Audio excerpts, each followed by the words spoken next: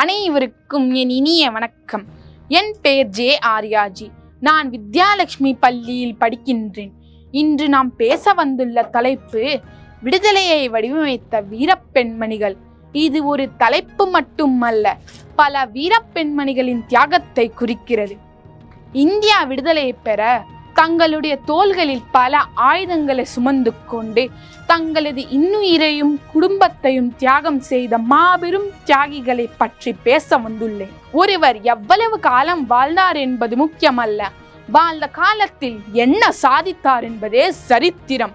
இந்த வரிகளுக்கு மிகச்சிறந்த உதாரணம் தென்னாப்பிரிக்கா மண்ணில் இந்தியர்களின் உரிமைக்காக போராடி தன் இன்னுயிரை ஈந்த தியாக சுடர் நம் தமிழச்சியான தில்லையாடி வள்ளியம்மை. நமது மயிலாடுதுறைக்கு அருகிலுள்ள தில்லையாடி கிராமத்தில் பிறந்து பிழைப்புக்காக தென்னாப்பிரிக்கா சென்றவர் வள்ளியம்மையின் பெற்றோர். அங்கே ஆங்கிலேயரின் நிறவெறி சட்டங்களை எதிர்த்து மகாத்மா காந்தி நடத்திய அறப்போராட்டத்தில் தனது 15வது வயதிலேயே குடும்பத்துடன் குதித்தார் இந்த சிறுமி. இந்தியா பெண்களால் அடிமைத்தனத்தை தாங்கிக் கொள்ள முடியாது என்று முழங்கிய வள்ளியம்மை சிறைச்சாலையில் மாடுகளை போல் நடத்தப்பட்டு கடுமையான வேலைகளை செய்யுமாறு வற்புறுத்தப்பட்டார். ஆனாலும் ஆங்கிலேயரின் அடக்குமுறை அவர் தலை வணங்கவே இல்லை. சிறையிலிருந்து வெளியே வந்த 10வது நாளே உடல் நலவுற்று 1914ஆம் ஆண்டு பிப்ரவரி 22ஆம் தேதி தனது 16 வயதில் வீர மரணம் அடைந்தார். அவரது தியாகத்தை கண்டு நெகிழ்ந்த காந்தியடிகள் அவரை இந்தியாவின் மேன்மையான குழந்தை என்று போற்றினார். ஜாதி, மதம், வயது என்று எதையும் பார்க்காமல் தாய் நாட்டின் மானத்தை காக்க தன் உயிரையே தியாகம் செய்த அந்த வீரமங்கையின் தியாகத்தை போற்றுவோம். வாழியே தில்லையாடி வள்ளியம்மையின் புகழ். வந்தே மாதரம்.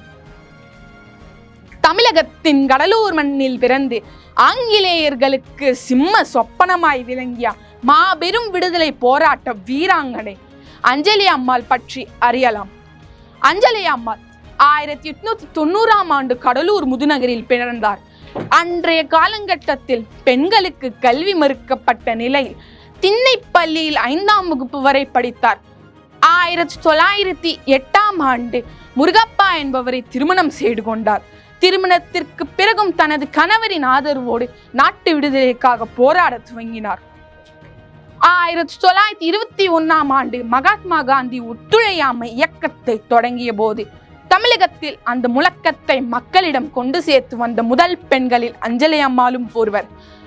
சென்னை மாகாணத்தில் இந்தியர்களை கொடூரமாக கொண்ட ஜேம்ஸ் நில் என்பவர்களுக்கு ஒரு சிலை நிறுவினர்கள். அந்த சிலையை இடிக்க வேண்டும் என்று 1927ஆம் ஆண்டு நடந்த நீல் சிலை சத்தியாகிரகா போராட்டத்தில் அஞ்சலி அம்மாள் தீவிரமாக பங்கேற்றார்.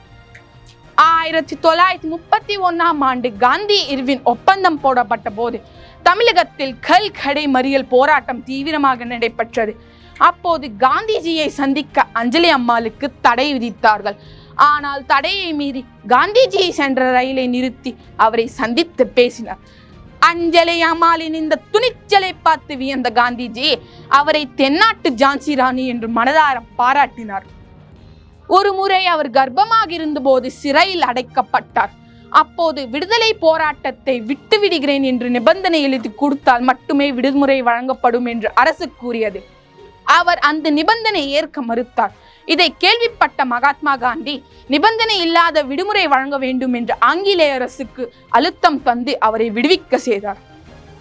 தன்னுடைய சொந்த சொத்துக்கள் எல்லாவற்றையும் நாட்டு விடுதலைக்காக செலவழித்தார். பல முறை சிறையில் சென்று கோடிய சித்தர்வாதிகளை அனுபவித்தார். விடுதலைக்கு பிறகும் பொது வாழ்வில் தீவிரமாக ஈடுபட்டு சென்னை மாகாண சட்டமன்ற உறுப்பினராகவும் தேர்ந்தெடுக்கப்பட்டு மக்கள் சேவை செய்தார். அஞ்சலி அம்மாள் போன்ற வீராங்கனைகளின் தியாகத்தால் தான் நாம் இன்று சுதந்திர காற்றை சுவாசித்து வருகிறோம். பெண்கள் நினைத்தால் எதையும் சாதிக்க முடியும் என்று அஞ்சலி அம்மாள் ஒரு சிறந்த உதாரணம். வரலாற்றில் அழியாத இடத்தை பிடித்த இந்த வீர தமிழச்சியின் தியாகத்தை நாம் என்றும் போற்ற வேண்டும். ஜெய் ஹிந்த். நன்றி, வணக்கம்.